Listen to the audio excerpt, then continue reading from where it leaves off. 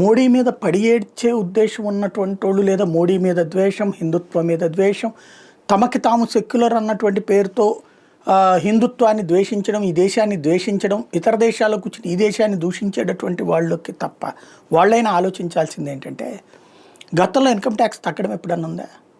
మోడీ చేశాడే. ఆదాయం పెరిగాక ఎక్కువ మంది ఇన్కమ్ ట్యాక్స్ కట్టడం బిగించేశాక కట్టే వాళ్ళకి రూపాయి తగ్గించాడే.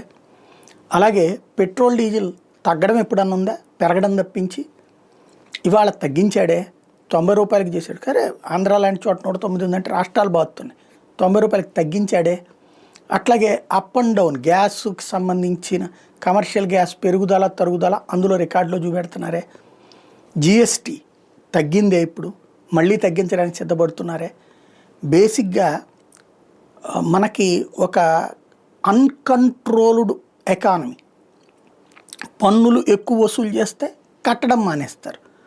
అదే సందర్భంలో పన్నులు ఇబ్బంది పెట్టకుండా ఉంటే సక్రమంగా కడతారు.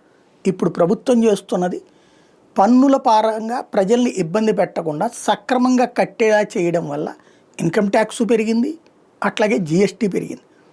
నరేంద్ర మోడీ వచ్చే నాటికి ఈ దేశ బడ్జెట్ 12 లక్షల కోట్లు, ఇవాళ 50 లక్షల కోట్లు మొన్నటి బడ్జెట్. అంటే 38 లక్షల కోట్ల రూపాయల బడ్జెట్ పెరిగింది. ఎక్కడి నుంచి వచ్చింది ఇది? ప్రజలు కట్టినటువంటిదే. ఎలాగా? బాధ్యతాయుతంగా. మరి ఇదివరకు ఈ డబ్బు అంతా అడిగిపోయేది బ్లాక్.